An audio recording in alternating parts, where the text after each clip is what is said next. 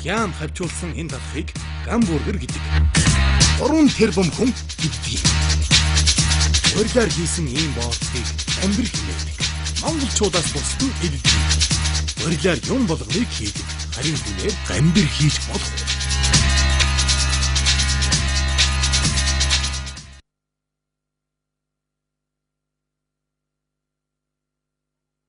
Гамбар ток шоу эхэлж байна. Гамбар ток шоу маань нэг оролцогч, 3 сэтгүүлч. За дээрэс нь иргэний төлөөлөл болтой ярилцдаг байсан харийнуудаа хэлбэрээ өөрчилж байгаамаа. Олон янзын байр суурь агуулсан иргэдийг урьж оролцуулж байгаа. За сүүлийн үед бол Сүхбаатар жанжныг монгол хүн байгаагүй, ардын хувьсгалыг манлайлж оролцоогүй учраас талбай дээр хөшөөнд байх шаардлагагүй гэсэн ийм шууган гараад байгаа. За дээрэс нь үнэн түүх гэсэн нэртэй баримтат кино гарсантай холбогдуулаад энэ яриа бол олонний анхааралд шууд яваад орчихсон. Тиймээс бид Сүхбаатар жанжинтай холбоотой асуудлаар холбогдох хүмүүсийг урьж оролцуулаад байгаа. Ингээд 2 дугаар студид байрлаж байгаа 2 сэтгүүлчтэйгээ шууд холбогдъё. Та бүхэнд энэ өдрийн мэнд төргий Гамбар ток шоу эхэлж байна. Манай өнөөдрийн нэвтрүүлэгт Даяар Монголын ариун голомт төрийн бүс байгууллагын тэргүүн гавьч жүжигчин Сосроо Урамгай, төвөгч Бат сайхан, эмч Даяар Монголын ариун голомт төрийн бүс байгууллагын өдөр төсөвлийн гишүүн Болд сайхан нар оролцож байна. Мөн Болор цомын эзэн 10 наригч Монкват Сүхбаатар жанжны нагц дүү хүрлсэхгүй Сүхбаатар аймгийн уугуул 10 наригч Төмөр очгоо нар оролцож байгаамаа. Бидний ярилцах гол шийдвэр бол Сүхбаатар жанжныг тойрсон асуудал. Зүгээр үйл явдлыг харахад бол энэ жанжин Сүхбаатар гэдэг хүний хийсэн юм бол бүх юмыг нэг талаас нь хараар бодож байгаа юм шиг. Нөгөө талаас нь бол үннийг хэлж байгаа юм шиг тийм байдал гарч ирлээ л дээ. Зүгээр яг ингэж хийх гол үндэслэл нь юу байсан юм бэ сагаа та? Энд одоо энийг ингээд сүржигнээл харлуулаар улааруулаар байх юм шаардлага байхгүй. Зүгээр бид нар нэг бүтээн байгуулалт ажил хийгсэн. Тэрний өгөөл Жанжин Сүхбаатарын өшөөг засах ажил гараад ирэхлээр зэрэг нэгэнтээ ийм одоо үйлдэл хийж байгаа юм бол цэргийн жанжины хувьд нүүлгээд цэргийн музей ч юм уу цэргийн сургууль ч юм уу одоо ардын намыг байгуулсан гэж үзэж байгаа бол тэр намынхаа байрны өмнө залжуул яасан юм бэ.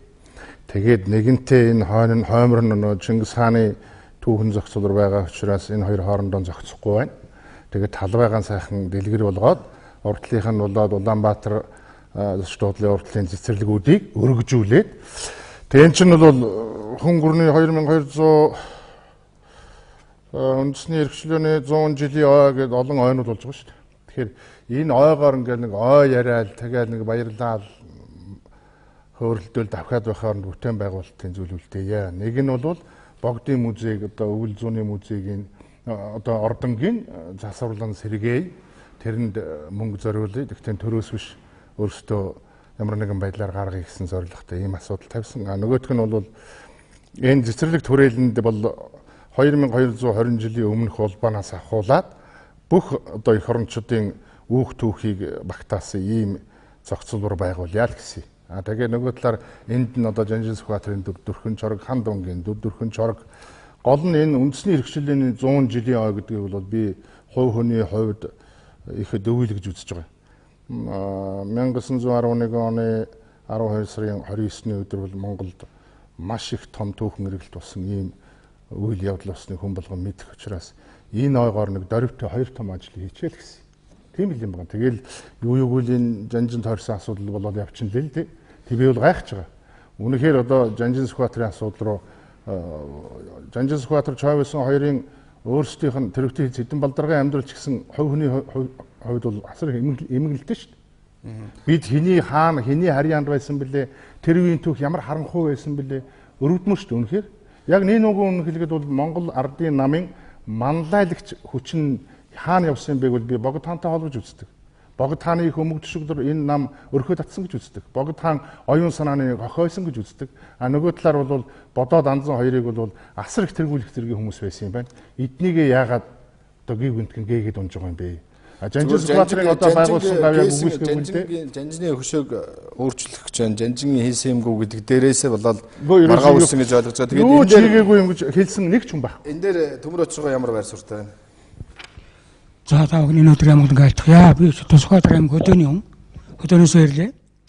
Тэгээд Монголын ард түмэн ер нь хэзээнээс одоо хүн хүний бодлого үзээний болон энэ нөгөө цаг задраад одоо засаг бужигнахад одоо олон ургалж үзэл мөзлийг ярих юм гэртээ хэлчихсэн. Тэгэхээр хинч бодсноо ярьж болно, санснаа хэлж болно юм байгаа. Зүгээр энэ байдалд бол Сүхбаатар аймгийн ард түмэн, Сүхбаатарчууд, ер нь нийт монголчууд бас нэлээд тийм эмзэг хандж байгаа юм. Энэ утгаараа анх дургуугаа илэрхийлж зүгээр энэ ганцхан сосролмын асуудал биш юм байна. Цаана бүтээн байгуулж байгаа юм байна. Цаана мөнгө явж байгаа юм байна. Энэ цаг муухай болсон. Ийм учраас энэ дээр бол тэр юмаа хийж бүтээж болно. Давхарт нь одоо Монголын ард түмний оюун санааны баялаг болсон чинь оюуны терроризм эхэллээ. Алалсч эхэллээ. Хатгалдаж эхэллээ. Гутгалдаж эхэллээ. Миний найз осороо бүтээгэр нохой жилтэй. Хоёулаа гоцоход нь төрс улс, гоцдог л улс. Гэхдээ бодож усмаар юм. Монголын ард түмэн бол зөв гоцож байвал хотч нохой гэдэг. Буруу гоцож байвал зохор нохой гэдэг. Тийм учраас энэ дээр үл эмзэг хандаж байна. Үнэхээр зочир байна. Тэгээд цаг хугацаа харуулах байх. Тэгвэл энийг хүмүүс одоо ардын намын ой гэдэг юм уу янз бүрийн юмтай хандаж байна. Зүгээр манай сосролмын гавьяатыг бас одоо алдар нэрээ ашиг хариулах гэж байна гэж ингэж ярьж байна. Тэр утгаар нь би бол хандахгүй байгаа шүү. Би бол ардын намын асар их шүүмжилдэг хүн. Сүхбаатараас шөндөөн захираад би Бацаандангийн жагсаал дээр манай ардын намаа хусгалт намаа надад юм хүн шудраг хүн хэрэггүй баталгаа аваа гэж би зогсож байсан. Одон талбай дээр хүмүүс өлсөд уянга өлсөж байсан. Монгол ардын хусгалт намд надаас цааш мянган шудраг гишүүн байгаа гэж зогсож байсан. Өнөөдөр би намын байр суурьаар октогормааргүй байна. Ард түмний одоо төлөөлөл гэдэг юм уу Сүхбаатар аймгийн төлөөлөл болж яруу найрагч хийгээд бидний дугар бол өөр олон ажил байна. Зүгээр нэг юм байна л да.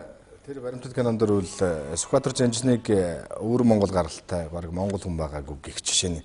Тийм учраас бид хөрс ухгүйг нагас дуугийн хувьд урьж оролцуулсан. Үнэхээр өвөр Монгол хүн байсан юм уу? Тэгээд таавал хэд хөвлөм гурал дээр 5 үеийн түүхийн талаар ярьж ийсэн. Энэ дээр яг зүйлийг хэлээч. Энэний хариултан дээр бас Бацаахан дүүгч бас нэлээд тайлбар хэлэх байх гэж ойлгож байна. Болцоохон ууш нэмэрлэх байх. За энэ өдрийн амар амгалан айлтгая. Сүхбаатар Хэмбэ гэдгийг бол Монголын ард түмэн байтугай дэлхийд танигдсан хүн, сууд хүн, Гарамгай жанжин. Монголын ард түмний сууд хүү Сүхбаатарыг бол одоо үнэхээр ингэж хэлж байгаа явдал бол Монгол хүний санаа сэтгэлээс л гарамгүй асуудал гэж миний хувьд бол одоо бодож байна. Сүхбаатар угаасаа Цэцэн хаан аймгийн Ёсдвэсийн гушууг гэдэг бол бүр манжи үеэс тэрнээс өмнө хүнөөгөн үеэс өксүүлээд энэ бол одоо Сүхбаатарын их ханд эцэг цагаан дээлтэндэн энэ улсууд бол ерөөсө ямар нэгэн одоо жинхэнэ галах хүн Монголд одоо галах гэж ямар үндэстэн байсан юм тэр үеэсээ л одоо жинхэнэ удам судраараа хойшоо 5-6 үеэ хүртэл Цэцэн хаан аймгийн Ёсдвэсийн гушуу гэдэг бол ер нь өвөрлөгчтэй нийлээ манжийн даралт 200 гаруй жилийн өмнө байхад бол манай нутаг бол одоо ч гэсэн залгаа хэвээрээ байгаа. Газар ус нь хэвээрээ байгаа. Уул ус нь хэвээрээ байгаа. Ийм учраас бол тэр Сүхбаатарыг одоо өвөрлөгч энэ төр гэж ярих. Тийм үндэс байхгүй. Хэн ч өөрчлөхгүй. Юм бол ер нь өөрчлөгддөг. Түүхийг бол одоо бас гитрхийн ингэж гойвуулж болохгүй. Энд чи Хэмбэ гэдгийг мэдэж байж, түүхээ мэдэж байж тэгж одоо хамаагүй ярина өгөхөөс тэгж яс угсаагаар үндэс угсаагаар нь дарамжилж болохгүй шүү дээ. Сүхбаатар сумыг бол зориуд дараа нь байгуулсан Ёсдвэсийн гушуу бол байжилтай гэсэн зүйлийг кинонд хэлсэн байсан л да. Энэ яг бодит их нь юун дээрээс юм үнэхээр өвөр Монгол хүн байсан юм уу? Энэ дээр ямар зүйлийг иш болгож авсан юм бэ Бацаахан дүүгч юм? Чухам энэ асуудлыг яг надаас сууж байгаа байхгүй юу? Хин тэгж бичсэн. Зүгээр киног нь харсан учраас. Кино би мэдэхгүй. Тэр кино хин хийсэн? Кино нэг талаас хаанаас хийснийг бол бид шүүх алавгүй. Киног бол хүмүүс үзсэн. Тэгээд яг энэ дээр түгчийн хувьд гарал нэгдүгээр хин хэлсэн, хин тэгж хэлсэн бэ гэдгийг нэгдүгээр тодруулаарай гэж. Хоёрдугаар тэгвэл би за 20 дугаар зууны их үеийн Монголын төвх судалдаг. За Богд эзэн хааны тухай судалгаа хийдэг юм юм аа. Яг энэ жил бол түүхэн ойн жил болж байгаа. Тэгээд монголчууд ер нь яг түүхээ судалж мэдэж таних шаардлагатай байгаа энэ үйл явдлаас харуулж ирэх гэж бодож байна. Би эхлээд Богдын тухайд нэг хоёр үг хэлье. 1911 оны 12 дугаар сарын 29-нд сая хэлээ. Ер нь бол одоо 11 оны энэ өдөр Манжаас монголчууд төр улс тусгаар тогтнолоо сэргээсэн юм аа. За тэг энэ үйл явдал бол ар өвөр бараг туваа нийт Монгол өвгтөн нийт одоо хүчээрээ нийлж хийсэн юм аа. Энийг одоо Богд нэгэн одоо удирдах амжилтанд хүргэсэн. Алтан ургийн хангууд бүгдээрээ одоо амьд сэрүүн байсан. Тэгээд одоо богдыг Монгол улсын эзэн хаанд синтез өргөмжилсэн юм аа. Тэгээд энэ үйл явдал болоход бол одоо настан буурлуудын одоо дуртгал байх юм. Одоо манжаас одоо тэгж тусгаар тогтсон саллаа гэхтэл бид тэр хүмүүс үнэндээ одоо магнан тэнэж баярлж исэн гэж нийт Монгол даяараа. Тэр байтугай энэ үйл явдлыг одоо тунхаглан зарлахад яг одоо морин цагт богдыг одоо Монгол улсын эзэн хааны синтез залрахад Монгол улсын өнцөг болон бүрт өвдөг сөхөрж хүрээний одоо ордны зүг мөрөгж исэн гэж. Дээр нь за би одоо энэ 11 оны Монголын үндэсний хувьсгалын одоо тухайд ярил. Тухайд бол хайсан гүн, алмас очир, за удаан ноён, манлайван дамжин сүрэн ингээд нийт Монгол авахтан бол ийм хийсэн юм аа гэж. За ер нь яг 20 дугаар зууны Монголын түүхэнд бол бид нар одоо зөвхөн одоо өнөөдөр халахч гэдэг юм уу энэ Ар Монгол халахын одоо дөрвөн аймаг хавдын хязгаараар ингээд тусгаарлагдаж салан тусгаар салгаж ийм жижигхэн болсон. Энд өнөөдөр Монголын голомт байгаа юу бол байгаа. За чухам одоо ийм хичээнжин Сүхбаатарын тухайд сүүлийн үед хэвлэлээр зөндөө бичиж байна, таалцж байна. За би нэг зүйлийг одоо хэлье. Энэ бол ялангуяа түүхийн асуудлаар Монголын ард түмэн хоорондоо таалцаж болохгүй. Энэ Монголын ард түмэн чинь эвлэлж нэгдэж ийж энэ тусгаар тогтнол гал голомтыг чинь авч үлдсэн юм шүү. Тийм болохоор энэ түүхийн асуудал дээр эмзэг хандаж ерөөсөө эмзэг асуудлаар ингэж хөндөж болохгүй шүү гэдгийг би хэлье гэж бодож байна. Яагаад аймагаараа хүмүүс хоорондоо бие биенийг хэлж ярьж ингэж болдго юм бэ гэдгийг нэгдүгээр нь хэлье. Хэдийн үеэс эхэлж монголчууд бие биенийг ингэж хэмэлдэг болвоо. Энийг монголчууд сэхэлэх хэрэгтэй юм биш үү? Ухаарах хэрэгтэй юм биш үү гэж. За 21 оны тухайд жижигхэн зүйл хэлье. Богд гэгэн богд Монгол улсын эзэн хаан богд 1924 оны 5 сарын 20-нд таалуулсан. Энэ болтол одоо Монгол улсын төрийн сайд намын дарга энэ бүх хүмүүс богдын шав байсан, богдод очиж мөрөгдгүй нэг ч хүн байхгүй байсан. Сүхбаатарын тухайд би нэг л зүйлийг хэлье. Энэ хүн богдын шав богдтой очдог байсан, шатар тоглодог байсан гэдгийг би одоо хэлж чаднаа. Тийм. Ийм зүйлийг хэлье. Сүхбаатарын тухайд би ер нь бол ям нэг ч одоо үг үсэг Сүхбаатар гэсэн юм бол бичээгүй. 90 хэдэн онд байна уу би Сүхбаатарын одоо нас орсон талаар бол бичиж ийсэн. Ийм зүйлийг хэлье гэж бодож байна. Тэгэхээр Дамжны Сүхбаатар гэдэг хүн ардын хувьсгалыг удирдсан юм уу, удирдаг юм уу? За. За тэр тухайд ярья. Нэгдүгээрт нь энэ асуудлаар бол маш сайн судалгаа хийх хэрэгтэй байна. Энэ хүн бол ардын хувьсгалын удирдагчдын нэг байхаа гэж бодож байна. Тухайн Сүхбаатарыг дагнан би судлаагүй. За Сүхбаатар бол энэ нэгдүгээрт нь одоо 21 онд анхны долоо гэж бид нэр ярьдаг тийм ээ. Энэ хүмүүс богдын зарилгаар Орос руу ирсэн юм аа. Богдын зарилгаар ирсэн. Энэ хүмүүсийн жишээ нь Сүхбаатарын дээр хэн байсан гэвэл ардын намын дарга Данзан, ерөнхий сайд Бодоо, бүх сэргийн жанжин элбэгдэрж ирэнчнө гэж ийм хүмүүс байсан.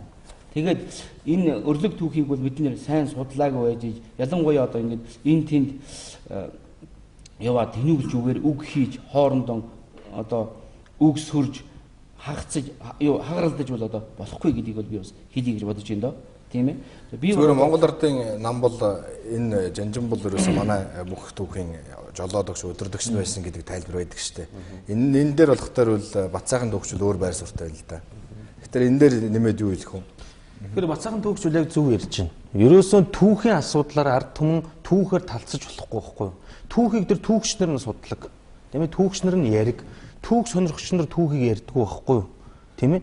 Тэр нь түүхийн асуудлыг гаргаж ирээд одоо тэр бол тийм байсан гэд нулимах ч юм уу, тэр бол тийм байсан гэж үгүйсгэж бид нар бол түүх уншигч нар, сонирхогч нар. Бацаахан доктор зөв ярьж